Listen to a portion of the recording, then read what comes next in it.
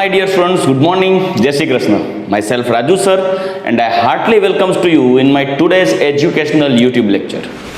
बच्चों हमने अगले लेक्चर में ग्लूकोज का जो एसाइक्लिक स्ट्रक्चर है वो प्रूव किया था, जिसमें हमने 1 बाय 1 रिडक्शन प्रोसेस से कार्बन की 6 कार्बन की लॉन्गेस्ट एसाइक्लिक चेन है वो हमने प्रूव किया था। उसके बाद carbonyl compound it means carbonyl functional groups के प्रेजेंस के लिए कन्फर्मेटरी टेस्ट देखी थी, जिसमें हमने हाइड्रोक्सिल एमाइन हाइड्रोजन साइनाइड के साथ हमने रिएक्शन की थी ग्लूकोज के साथ। ठीक है, उसके बाद ग्लूकोज में अल्डिहाइड फंक्शनल ग्रुप प्रेजेंट है as a carbonyl functional group. उसके लिए हमने Tollens reaction, Fehling reaction and oxidation with Br2 it will give gluconic acid जैसे हमने रिएक्शन देखी थी, उससे हमने कंफर्म किया था कि भाई चलो ग्लूकोज में भी अल्डिहाइड फंक्शनल ग्रुप प्रेजेंट है।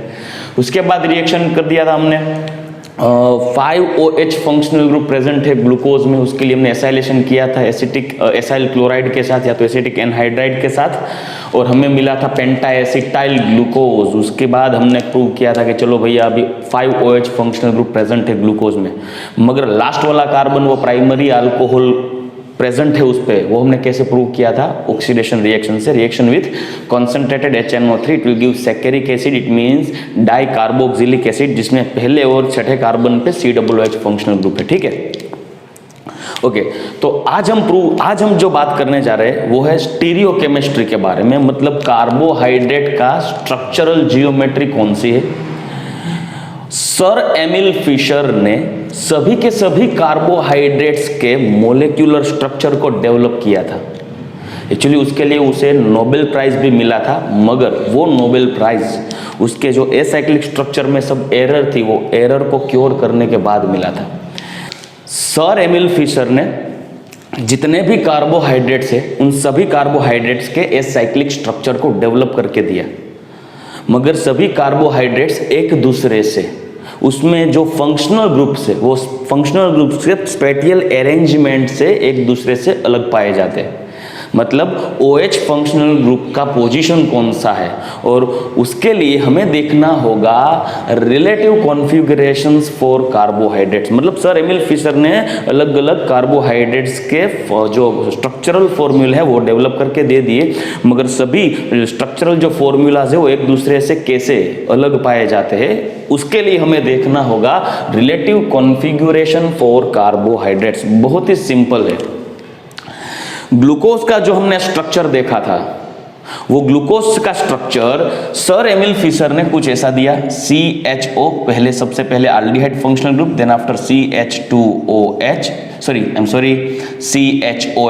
तो एमिल ये तो हमने प्रूव किया CHOH 4 टाइम CH2OH, ठीक है, मगर एमिल फिशर ने ऐसा दिया CHOH, यहाँ पे OH राइट साइड में है, COH H CHOH CHOH CH2OH, जिसमें सर एमिल फिशर ने कहा कि अगर आप ये जो स्ट्रक्चर को लिखते हो 2 डायमेंशनली, ये इसे फिशर प्रोजेक्शन ही बोला जाता है, क्योंकि 3 डायमेंशनली स्ट्रक्चर को ड्रॉ करने के लिए 2 डायमेंशनली आप कैसे लिख पाते हो 3 डायमेंशनली अरेंजमेंट दिखाने के लिए, वो प्रोजेक्शन मेथड में से एक प्रोजेक्शन मेथड है ये Fisher projection method. Actually to project the 3-dimensionally molecule, how can we draw in 2 dimension? There are 4 different methods are useful to project the molecule in 3-dimensional. First one Fisher projection, second one Newman projection, third one Sowers projection, fourth one wedge dash method. मगर यहाँ पे हम Fisher projection का ही use करेंगे, क्योंकि sir Emil Fisher ने ही उसका structure दिया है। सर एमिल फिशर ने कहा है कि जो सबसे ज्यादा ऑक्सीडाइज कार्बन होगा, सुनिए, सबसे ज्यादा ऑक्सीडाइज कार्बन होगा उसे आपको सबसे टॉप पे लिखना है, उसको फर्स्ट नंबर देना है। तो आप देख लीजिए यहाँ पे सभी के सभी अल्कोहल फंक्शनल ग्रुप है, जबकि यहाँ पे अल्डिहाइड है। So aldehyde is more oxidised than alcohol, क्योंकि अल्कोहल का आप ऑक्सीडेशन करते हो तभी आपको अल्डिहाइड मिलेगा, अल्डिहाइड का मोर ऑक्सीडेशन करोगे तो कार्बोक्सिलिक एसिड मिलेगा। मगर यहाँ पे अल्कोहल और अल्डिहाइड 2 फंक्शनल ग्रुप में से मोर ऑक्सीडाइज्ड फंक्शनल ग्रुप होगा अल्डिहाइड। सो हमें टॉप पे अल्डिहाइड लिखना होगा और यहाँ से नंबर देना है आपको। सो ये पहला वाला हो जाएगा, ये दूसरा वाला, 3 4 5 6। So there are 6 carbons are present in glucose in which There are 4 carbons are chiral carbon, second, third, fourth and fifth one. Actually ये किरालिटी के बारे में हमने डिस्कस कर लिया है chapter number 10 hello alkane and hello Erin में, stereo chemistry में हमने सब कुछ देख लिया, यह पॉइंट भी देख लिया है हमने, मगर यहाँ पे आज रिवाइज करेंगे। chiral carbon means the tetravalency of carbon is satisfied by different functional groups or different atoms। चारों की चारों वैलेंसी कार्बन की अलग अलग फंक्शनल ग्रुप्स या तो एटम से सेटिस्फाई होती है तो वो कार्बन हो जाएगा हमारा एसिमेट्रिक कार्बन या तो chiral carbon.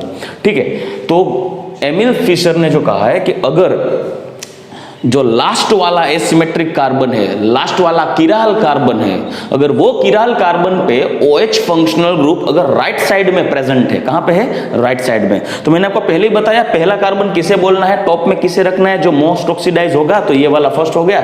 So second, third, fourth, fifth and sixth carbon in which last chiral carbon is fifth numbered carbon. तो यहाँ पे जो लास्ट chiral कार्बन पे आप देखोगे तो यहाँ पे आपको देखने मिलेगा OH फंक्शनल ग्रुप यहाँ पे राइट साइड में है। So if OH functional group is present on the last chiral carbon in this carbohydrate, then we can denote it by capital D configuration।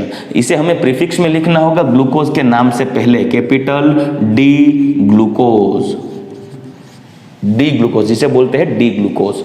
मगर बच्चों चैप्टर नंबर 10 में हमने ये भी डिस्कस किया था ऑप्टिकल एक्टिविटी के बारे में। Optical activity, what is optical activity? The substance which can rotate the plan polarized light either in the right side or in left side, then that substance is known as optically active substance and the property is known as optical activity। Ready? मतलब कोई भी compound है अगर plane polarized light को या तो right side में या तो लेफ्ट साइड में अगर रोटेट कर पाता है तो वो हो जाएगा ऑप्टिकली एक्टिव। मगर ये जो प्रॉपर्टी है कोई भी सब्सटेंस की, वो प्रॉपर्टी प्रैक्टिकली हो जाएगी, क्योंकि उसकी प्रॉपर्टी आपको कोई सब्सटेंस देख के से पता नहीं चल सकता, या तो उसका स्ट्रक्चर देख के, जैसे हम ये स्ट्रक्चर देखने के बाद हमें पता चल सकता है कि चलो भैया लास्ट chiral कार्बन पे OH राइट साइड में प्रेजेंट है तो हम बोल देंगे उसको D ग्लूकोज। अगर लास्ट chiral कार्बन पे OH functional group left side में प्रेजेंट है तो हम उसको बोल देंगे L ग्लूकोज। ठीक है, मगर अगर आपको कोई मोलेक्यूल दिखा दे, जबकि मैंने यही मोलेक्यूल आपको दिखाया, चलो तो आपको ये देख के पता नहीं चलेगा कि ये जो मोलेक्यूल है ग्लूकोज का वो प्लान पोलराइज्ड लाइट को राइट साइड रोटेट करेगा या तो फिर लेफ्ट साइड रोटेट करेगा। मतलब उसकी ऑप्टिकल एक्टिविटी है वो आपको स्ट्रक्चर देखने से पता नहीं चलेगी, आपको प्रैक्टिकली पोलरिमीटर का यूज करना होगा। पोलरिमीटर इंस्ट्रूमेंट में आपको सॉल्यूशन फिल करना होगा जो आपका सब्सटेंस है लाइक ग्लूकोज, और उसमें से प्लान पोलराइज्ड लाइट पास कर दो, और अगर लाइट है वो राइट साइड रोटेट करती है तो वो हो जाएगा हमारा डेक्स्ट्रो रोटेटरी, अगर लेफ्ट साइड रोटेट करती है तो वो हो जाएगा हमारा लीवो रोटेटरी। तो जब हम प्रैक्टिकली देखते हैं तो अगर इसका हम प्रैक्टिकल करते हैं, इसका हम सॉल्यूशन बना के पोलरिमीटर ट्यूब में डाल के पोलरिमीटर में से प्लान पोलराइज्ड लाइट पास करेंगे, तो अगर plane polarized light left side rotate होती है तो वो क्या हो जाएगा? लीवो रोटेटरी, या तो स्मॉल l या तो माइनस हो जाएगा। मतलब उसे भी हमें कॉन्फ़िगरेशन देना होगा स्मॉल l या तो माइनस। अगर ये प्लान पोलराइज्ड लाइट को राइट साइड रोटेट करता है तो वो हमें इंडिकेट करना पड़ेगा डेक्स्ट्रो रोटेटरी, या तो पॉजिटिव या तो स्मॉल d। तो बच्चों प्रैक्टिकली जब हम ग्लूकोज का सॉल्यूशन बना के प्लान पोलराइज्ड लाइट पास करते हैं तो ये जो D ग्लूकोज होगा, ये D ग्लूकोज है वो प्लान पोलराइज्ड लाइट को राइट साइड रोटेट करता है, तो ये कंपाउंड हो जाएगा डेक्स्ट्रो रोटेटरी।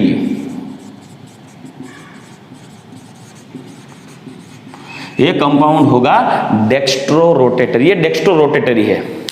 तो हमें इसे कुछ ऐसे बताना होगा, कैपिटल D प्लस ग्लूकोज, ये या तो प्लस बता सकते हो या तो स्मॉल d बता सकते हो। तो बच्चों एक बात आपके दिमाग में, आपके जहन में रखना होगा कि अगर कोई कंपाउंड कैपिटल D है, जो OH की पोजीशन है वो लास्ट chiral कार्बन में अगर राइट साइड में है और वो कैपिटल D है तो वो स्मॉल d ही होगा, ऐसा जरूरी नहीं है। It is not necessary. If the compound is capital D configuration then it cannot be small d or small l। Ready, वो तो उसके जो प्रॉपर्टी, उसकी प्रॉपर्टी उस पर बेस करते हैं, वो प्रैक्टिकली आपको पता चलेगा। कई कंपाउंड ऐसे भी है जो डेक्स्ट्रो रोटेटरी, सॉरी, वो कैपिटल डी होने के बावजूद वो लिवो रोटेटरी भी हो सकते हैं। Like suppose I have COH and CH3. This is the chiral carbon in which OH functional group is on right side, then we can denote it by D and it is lactic acid, so it is D-lactic acid. Butter milk में आपको मिलेगा, curd में मिलेगा lactic acid, जो fermentation से आप milk को curd में कन्वर्ट कर सकते हो। ये फर्मेंटेशन की ड्यूरेशन पे जो लैक्टोबैसिलस बैक्टीरिया है वो लैक्टिक एसिड में और लैक्टोज शुगर को लैक्टिक एसिड में कन्वर्ट करते हैं, ठीक है। तो ये जो लैक्टिक एसिड है कैपिटल डी, वो प्लान पोलराइज्ड लाइट को प्रैक्टिकली लेफ्ट साइड में रोटेट करता है, तो ये हो जाएगा हमारा डी माइनस लैक्टिक एसिड, ठीक है। तो ऐसा जरूरी नहीं है कि कोई कंपाउंड अगर कैपिटल डी है तो वो स्मॉल डी ही हो सकता है, नहीं, वो स्मॉल एल भी हो सकता है, वो तो आपको प्रैक्टिकली ही पता चलेगा। मगर हाँ, एक बात मैं आपको जरूर बता सकता हूं कि अगर आप इसका मिरर इमेज बनाते हो, मिरर इमेज, इसका हम मिरर इमेज बनाते हैं, चलो, तो ये मिरर इमेज में ऐसा बना सकता हूं COOH, COH, H and CH3. So you can see this is the chiral carbon. And OH functional group is present on left side, so it will become capital L lactic acid, but it is dextrorotatory. तो अगर ये D लिवो rotatory है तो उसका जो एनांशियोमर होगा, mirror image होगा, वो बन जाएगा capital L and dextrorotatory.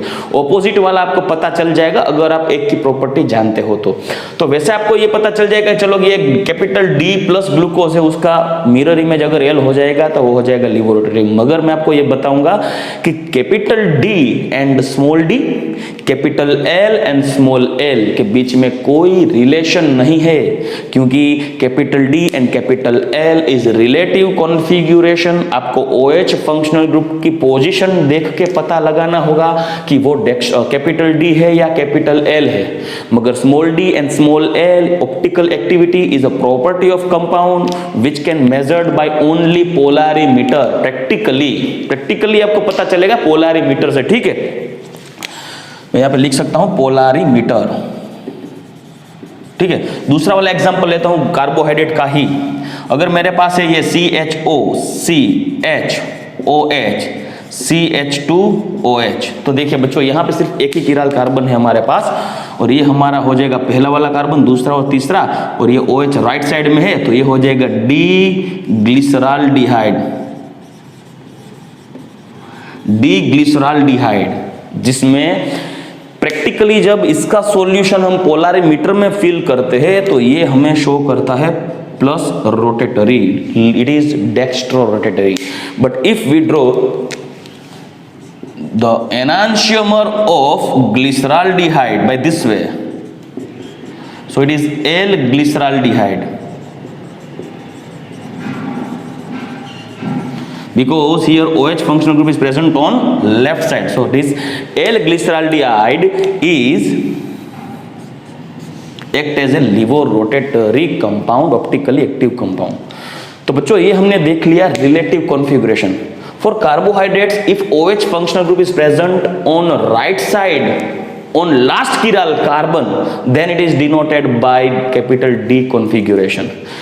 if OH functional group is present on last chiral carbon on left side, then it is denoted by L configuration, but there is no any relation between small d, capital D and small d and capital L and small l, because small l and small d is optical activity, it is a property of compound, because small d plus and small l minus is the property of optically active compound, it is only based on practical value, it means polarimeter से ही आप judgement ले सकते हैं। चलो ये तो हमने बता दिया एसाइक्लिक स्ट्रक्चर ऑफ ग्लूकोज, जैसे कि हमें फ्रुक्टोज का भी पता चल सकता है। देखिए फ्रुक्टोज का स्ट्रक्चर कुछ ऐसा है, CH2OH, C double bond O, COH, H, CHOH, CH OH, CH2OH। तो देखिए बच्चों यहाँ पे आपको फ्रुक्टोज में सिर्फ 3 चिराल कार्बन देखने को मिलेंगे, मोस्ट ऑक्सीडाइज कार्बन हो जाएगा हमारा ये, तो ये टॉप में होना चाहिए, तो ये हो जाएगा 1 2 3 4 5 एंड 6। लास्ट कीराल कार्बन ये है, उस पे OH कहां पे है, राइट साइड में है, तो ये हमारा हो जाएगा D फ्रुक्टोज। मगर बच्चों प्रैक्टिकली अगर आप इसकी ऑप्टिकल एक्टिविटी चेक करते हो तो वो हो जाएगा प्रैक्टिकली लीवो रोटेटरी। ग्लूकोज है वो फ्रुक्टोज है वो लीवो रोटेटरी कंपाउंड है, ठीक है। तो capital D and capital L you can measured by seeing the structure of compound. आप स्ट्रक्चर देख के पता लगा सकते हो, मगर capital D, small d and small l can not be identify by the structure. We have to use polarimeter to identify the optical activity, right. चलो ये तो हमने देख लिया, मगर जब डे बाय डे डिटेल में जब कार्बोहाइड्रेट्स के बारे में सब साइंटिस्ट जानने लगे, तब कुछ ऐसी भी घटनाएं हुई कि तब लोगों को पता चलने लगा कि ग्लूकोज का एसाइक्लिक स्ट्रक्चर ही पॉसिबल नहीं है। ग्लूकोज तो साइक्लिक कंपाउंड है, ग्लूकोज एसाइक्लिक कंपाउंड नहीं है। तो कैसे पता चला लोगों को कि ग्लूकोज है वो एसाइक्लिक नहीं है, साइक्लिक है? और जब साइक्लिक का प्रूफ करना हुआ तो कैसे साइक्लिक स्ट्रक्चर बना, किसने दिया? सबसे पहले हम देखते हैं कि साइंटिस्ट एमिल फिशर या तो कहीं दूसरे को कैसे पता चला कि ग्लूकोज एसाइक्लिक स्ट्रक्चर नहीं है, वो अनस्टेबल है। वो चीज Sir Emil Fischer, Tollens and Tanret, ये 3 साइंटिस्ट्स ने मिलके कुछ ऐसी रिएक्शंस को देखा जिन्होंने प्रूव किया कि भाई ग्लूकोज एक एसाइक्लिक स्ट्रक्चर नहीं है। जिन्होंने ये स्ट्रक्चर दिया, सर एमिल फिशर ने ही ये स्ट्रक्चर दिया, और उन्होंने मिलके टॉलेंस और टनरेट के साथ मिलके उसी ने प्रूव किया कि भाई ग्लूकोज का एक साइक्लिक स्ट्रक्चर नहीं है, वो तो साइक्लिक स्ट्रक्चर देता है। तो ये साइक्लिक स्ट्रक्चर कैसा होगा वो देखने से पहले हम ये देख लेंगे कि कैसे पता चला कौन सी रिएक्शंस है जो ग्लूकोज ने नहीं दी है, और उसके बिना पे हमें पता चलेगा कि ग्लूकोज एसाइक्लिक नहीं है। तो चलो बच्चों, अभी आज तक की जितने भी लेक्चर देखे हम, उसमें हमने ग्लूकोज का स्ट्रक्चर कुछ ऐसा देखा है, CHOCHOH 4 time CH2OH, it means open chain structure, जिसमें आप CHO को कुछ इस तरह भी लिख सकते हो बच्चों, ठीक है। ये ओपन चेन स्ट्रक्चर है जो इंडिकेट करता है कि इसमें CHO functional group free form में एग्जिस्ट करता है। मगर कुछ ऐसे रिएक्शंस भी देखने को मिले जो रिएक्शन को ये ग्लूकोज का ओपन चेन स्ट्रक्चर एक्सप्लेन नहीं कर सकता। यहां पे देखिए, some reactions could not be explain by the open chain structure of glucose. क्यों? बिकॉज अगर ग्लूकोज में aldehyde functional group free form में एग्जिस्ट करता है तो ये अल्डिहाइड देखिए C डबल बॉन्ड O, यहां पे मैं ग्लूकोज का ये CHOH 4 टाइम CH2OH लिख देता हूं, चलो ठीक है। ये किसके साथ रिएक्ट करना चाहिए? वो NO2 NO2 NH2 NH 2,4 dinitrophenyl hydrazine 2,4 dinitrophenyl hydrazine के साथ रिएक्ट होके H2O मॉलिक्यूल को रिलीज करके हमें कुछ ऐसा स्ट्रक्चर देना चाहिए, मैं ऐसा बोल रहा हूं बच्चों, देना चाहिए, ठीक है। और यहां पे आना चाहिए NH, यहां पे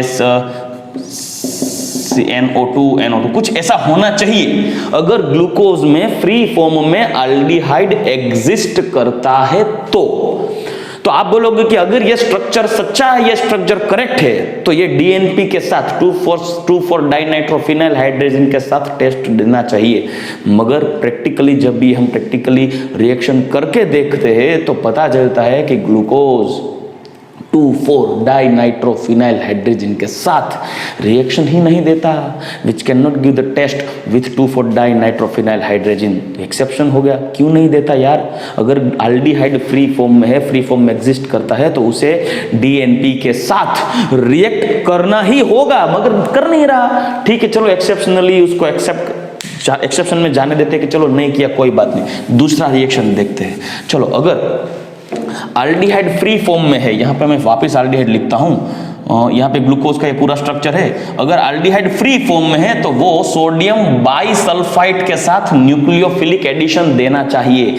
यहाँ पे हो जाएगा +1, यहाँ पे हो जाएगा minus delta, plus minus charge हो जाएगा S पे, यहाँ पे प्लस डेल्टा, यहाँ पे minus delta, plus minus internal exchange होके कुछ ऐसा होना चाहिए, मैं होना चाहिए ऐसा वर्ड यूज कर रहा हूँ, ONA माइनस प्लस, यहाँ पे कनेक्ट होना चाहिए SO3H और यहाँ पे ये वाला, मतलब ग्लूकोज अगर फ्री फॉर्म में एल्डिहाइड एग्जिस्ट करता है तो वो सोडियम बाइसल्फाइड के साथ न्यूक्लियोफिलिक एडिशन रिएक्शन देना चाहिए। अगर फ्री फॉर्म में एल्डिहाइड है तो, अगर ग्लूकोज का ओपन चेन स्ट्रक्चर है तो, मगर प्रैक्टिकली ग्लूकोज ये भी रिएक्शन नहीं देता सोडियम बाइसल्फाइड के साथ। दूसरा बच्चों, मैं आपको ये कीटोन या तो कोई कार्बोनिल है, अगर ये अल्काइल एमाइन के साथ रिएक्ट करता है तो हमने कार्बोनिल चैप्टर में देखा था कि ये यहाँ से H2O निकल के बन जाएगा हमारा NR, N अल्काइल एमाइन, इसे बोलते हैं स्किप्स बेस। बच्चों, एल्डिहाइड फंक्शनल ग्रुप अगर फ्री फॉर्म में एग्जिस्ट करता है तो वो स्किप बेस के साथ वायोलेट कलर देता है। तो फिर आप बोलोगे कि सर ग्लूकोज का ये स्ट्रक्चर अगर करेक्ट है तो उसमें फ्री फॉर्म में एल्डिहाइड एग्जिस्ट करता होगा और वो स्किप बेस के साथ वायलेट कलर देना चाहिए, मगर प्रैक्टिकली ग्लूकोज स्किप बेस के साथ वायलेट कलर भी नहीं देता। उसके बाद जब पेंटा एसिटाइल ग्लूकोज की हाइड्रोक्सिल एमाइन के साथ हम एडिशन रिएक्शन करते हैं, ऐसे ही यहाँ पे जो अगर फ्री फॉर्म में C डबल बॉन्ड वो ग्लूकोज है तो यहाँ से 2 H और 1 O निकल जाएगा और हमें हाइड्रोक्सिल एमाइन के साथ भी एडिशन रिएक्शन देखने को मिलेगा, ऑक्साइम मिलेगा। मगर ग्लूकोज का पेंटा एसिटाइल फॉर्म बोल रहा हूँ, ग्लूकोज नहीं बोल रहा हूँ मैं, पेंटा एसिटाइल। पेंटा एसिटाइल का मतलब H C double bond O CHO COCH3 4 time CH2O COCH3, ये हो जाएगा हमारा penta acetyl glucose. Penta acetyl glucose NH2OH hydroxyl amine के साथ रिएक्ट करके रिएक्शन देना चाहिए, H2O मॉलिक्यूल रिमूव होके ऑक्साइम कंपाउंड में कन्वर्ट होना चाहिए अगर aldehyde functional group free form में एग्जिस्ट करता है तो। मगर पेंटा एसिटाइल ग्लूकोज भी एग्जिस्ट नहीं करता, मतलब पेंटा एसिटाइल ग्लूकोज भी ये रिएक्शन नहीं देता। तो ये रिएक्शन बता रहे कि भैया अगर एल्डिहाइड फ्री फॉर्म में एग्जिस्ट करता है तो ये सभी के सभी रिएक्शन देने चाहिए, मगर ग्लूकोज तो ये कोई भी रिएक्शन नहीं देता, तो कहां से हम बोलेंगे कि उसमें एल्डिहाइड फ्री फॉर्म में है। तब एमिल फिशर को लगा कि कुछ तो लोचा है भाई, कुछ तो गड़बड़ है दया। उसके बाद उसने टॉलेंस और टनरेट की हेल्प से साइक्लिक स्ट्रक्चर को डेवलप किया और उसको पता चला उसके बाद कि भाई ग्लूकोज, अगर हमारे पास D+ ग्लूकोज है, D+ glucose dextrorotatory and capital D glucose है, तो वो भी 2 अलग अलग क्रिस्टलाइन फॉर्म में एग्जिस्ट करता है। एक होगा अल्फा D+ ग्लूकोज, दूसरा होगा बीटा D+ ग्लूकोज। तो बच्चों ये रिएक्शन में वापस एक बार आपको रीड करके देता हूं कि देखिए, glucose can react with NHSO3 मतलब सोडियम बाइसल्फाइड के साथ न्यूक्लियोफिलिक एडिशन रिएक्शन नहीं देता, can not react. Glucose can not react with two four dinitrophenyl hydrogen, क्योंकि एल्डिहाइड फ्री फॉर्म में होगा तो वो देगा, मगर ग्लूकोज में अगर एल्डिहाइड फ्री फॉर्म में होता तो ये भी रिएक्शन देता ना, मगर ग्लूकोज में एल्डिहाइड फ्री फॉर्म में होगा ही नहीं, वरना ये रिएक्शन दे पाता। Glucose can not react with the skips base and can not give violet colour, because aldehyde तो वायोलेट कलर देता है, तो ग्लूकोज में एल्डिहाइड फ्री फॉर्म में नहीं होगा। Penta acetyl glucose can react with hydroxyl amine NH2OH, so which indicate that all of these reactions are indicate that the absence of free CHO group, aldehyde functional group free form में नहीं है। तो अगर ये acyclic open chain structure होता तो इसमें तो फ्री फॉर्म में एल्डिहाइड दिखाया गया हुआ है, मगर ये रिएक्शन से प्रूव होता है कि ये स्ट्रक्चर शायद गलत हो सकता है। तो उसके बाद जब साइक्लिक स्ट्रक्चर के बारे में बताया, तब उसके डिटेल में एनालिसिस किया, तब पता चला कि भाई glucose exist in 2 crystalline form, alpha D+ glucose and beta D+ glucose, where alpha D+ glucose has boiling point 419 kelvin, where beta D+ glucose have boiling point 423 kelvin. Alpha D+ glucose can precipitate out by the concentrated solution of this glucose at 303 Kelvin temperature, while beta D+ glucose can precipitate out at 371 Kelvin temperature from the concentrated saturated hot solution of glucose, मतलब ये alpha D plus और beta D plus glucose कैसा है, उसका structure कैसा है, वो तो ये साइंटिस्ट ने साइक्लिक स्ट्रक्चर से दिया।